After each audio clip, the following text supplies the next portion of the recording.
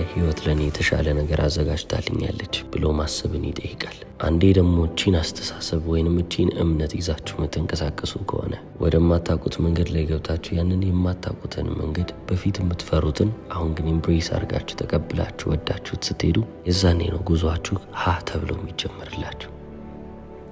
ታዲያ በዚሁ መንገድ ላይ ሳላችሁ አይቀር አይሮህ አንድ የሚመክረው ነገር አለ። ከማታውቁት ሰው ጋር ወይንም እንግዳ ነው ብላችሁ ከምታስቡት ሰው ጋር ሻይ መጠጣትን ልመዱ ይላል።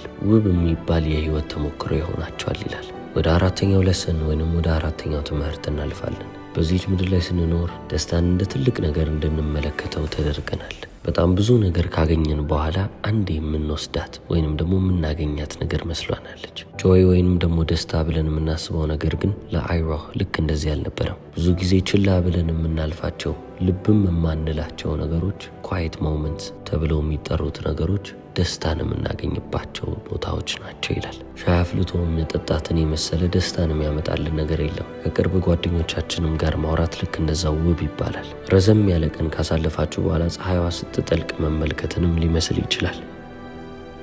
አሁን እነዚህ ነገሮች በጣም ተራ ብለን ልንመዘግባቸው እንችላለን። ላይፍ ቼንጂንግም ላይመስሉ ይችላሉ፣ ወይንም ደግሞ ህይወታችንን የሚቀይሩልን ነገር ላይመስሉ ይችላሉ። ነገር ግን በህይወታችን ውስጥ ሰከን እንድንል አልፎ አልፎም ቆም እያለን ህይወትን እያጣጣምን እንድናልፍ የሚያስታውሱን ነገሮች ናቸው። በየጊዜው አዳዲስ ነገሮችን እያባረሩ ከመሄድ ይልቅ አሁን ላይ ያለውን ነገር እንዳለው ተቀብለን መውደድን ወይንም አፕሪሺየት ማድረግን መልመድ ነው። አይሮህ በብዙ ጦርነቶች ላይ ጄነራል ነበር ብያቸዋለሁ። ጦር እየመራ እንኳን ብዙ ኃይሎቹ እየሞቱበት እንኳን ብዙ ክፉ የሚባሉ ነገሮች እየተፈጠሩበት እንኳን ለህይወት ያለው አመለካከት ቆምጠጥ አላለበትም። አሁንም ድረስ ቀና ቀና የሆኑ ነገሮችን ብቻ ነው ሲያስብ የነበር። ሻይን እየጠጣ ብቻ ሳይሆን እያጣጣመም ነበር። ከሰው ጋር ማውራት ብቻ ሳይሆን ከሰው ጋር ኮኔክት ማድረግን ያቅበትም ነበር። በጥቃቅን ነገሮች ውስጥ ደስታን ማወቅ፣ ደስታን ማየት የቻለ ሰው ነበረ። እነዚህም ነገሮች ህይወቱን የበለጠ በብርሃን እየሞሉለት መጡ። ህይወት ውስጥ ትንሽ ብርሃን ካለ እንኳን ያቺን ብርሃን ለሰዎች ያጋራል። ስለዚህ ቺ ኮኔክሽን የምትባለዋን ቃል መቼም ቢሆን ልንረሳት አይገባም። ከልባችን ከሰው ጋር ኮኔክት ማድረግን ማወቅ አለብን። ከማናውቀው ሰው ጋር በመንገዳችን ላይ ማውራታችን፣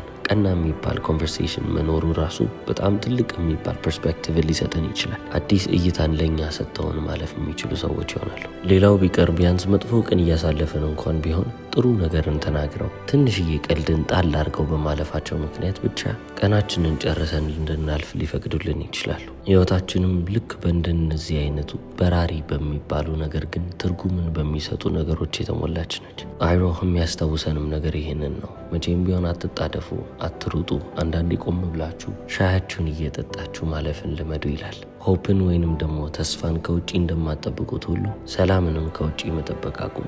በእናንተ ውስጥ የሚገኝ ነገር እንደሆነ አውቃችሁ ሂዱ። ክሬት እያረጋችሁ እየፈጠራችሁ ተለፉ ይላል። የዛሬው ቪዲዮ ይህንን ይመስል ነበር። እስከ መጨረሻው ስለተከታተላችሁ አመሰግናለሁ። ቻው።